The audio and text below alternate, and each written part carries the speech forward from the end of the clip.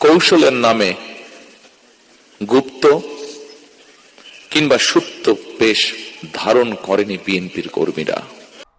BNP নামক দলটি যদি রাষ্ট্রীয় ক্ষমতায় আসে, তাহলে যিনি প্রধানমন্ত্রী হবেন, জাতীয় নেতা, তার দলের নেতারা তাকে বলে জাতীয় ইমাম, তিনি মঞ্চে দাঁড়িয়ে বলেন গুপ্ত গুপ্ত। হ্যাঁ, ওনার মতো একজন জাতীয় নেতার মুখে আমরা এই ধরনের তৃতীয় শ্রেণীর রাজপথের বিএনপি কর্মীদের ভাষা আশা করি নাই।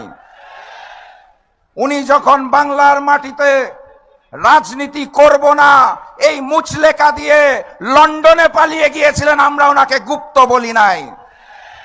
উনি যখন লন্ডনের মাটিতে বসে ভিডিও কলে রাজনীতি করেছেন লুকিয়ে থেকে, ওনাকে আমরা গুপ্ত বলি নাই। উনি যখন দেশনেত্রী বেগম খালেদা জিয়াকে বালু ট্রাক দিয়ে আটকে রাখা হয়েছিল, তাও দেশে না এসে বিদেশ থেকে আহ্বান জানিয়েছিলেন, ওনাকে আমরা গুপ্ত বলি নাই।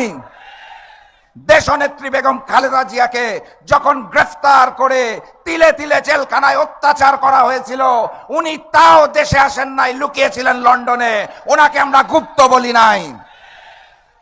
ফ্যাসিস্ট শেখ হাসিনা অগাস্ট মাসের 5 তারিখ পালিয়ে গেলেন, তারপরে উনি দেশে আসতে পারলেন না। 16 মাস সময় লাগলো ওনার দেশের মাটিতে পা দিতে। উনি লন্ডনে বসে বললেন দেশে আসার সিদ্ধান্ত নাকি ওনার একার না, কার কার সিদ্ধান্তে উনি চলেন, কোথায় কোথায় মুচলেকা দিয়ে নিজ মাতৃভূমিতে নামতে হয় সেটাও উনি পরিষ্কার করেন নাই, ওনাকে তো আমরা গুপ্ত বলি নাই। ডিসেম্বর মাসের 25 তারিখ বাংলাদেশের মাটিতে নেমেছেন শুধুমাত্র নির্বাচনে অংশগ্রহণ করার জন্য, দেশপ্রেমের জন্য নয়। ক্ষমতার মসনদকে ভালোবাসেন, যিনি দেশকে ভালোবাসেন না তিনি প্রমাণ করেছেন। শেখ হাসিনা পালিয়ে যাওয়ার পর এই নিরাপদ বাংলাদেশে আসতে ওনার 16 মাসের বেশি সময় লাগে, তাও ওনাকে আমরা গুপ্ত বলি নাই। ডিসেম্বর মাসের 25 তারিখ দেশে নেমে উনি বলেছেন আই হ্যাভ আ প্ল্যান। সেই প্ল্যান কি সেটাও খুলে বলতে পারছেন না, গোপন প্ল্যান, তাও আমরা তাকে গুপ্ত বলি নাই। উনি মঞ্চের মধ্যে দাঁড়িয়ে জামাত এবং শিবিরকে উদ্দেশ্য করে বলেন গুপ্ত।